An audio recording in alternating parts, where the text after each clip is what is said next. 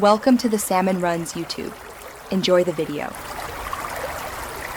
In this video, I will explain how to put your Jeep Wrangler in four-wheel drive high. Start by ensuring your Jeep Wrangler is traveling at a steady speed, ideally below 45 miles per hour, on a relatively flat surface. It's crucial to keep your steering wheel straight and avoid any sharp turns while you're engaging four-wheel drive high.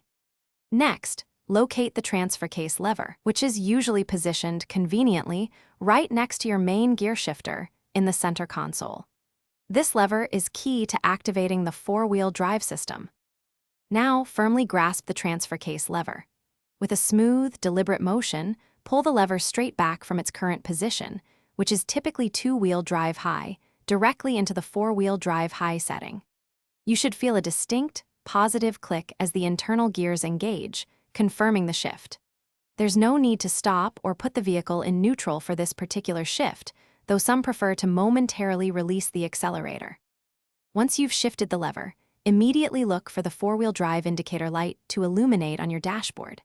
This light is your visual confirmation that four-wheel drive high has been successfully engaged.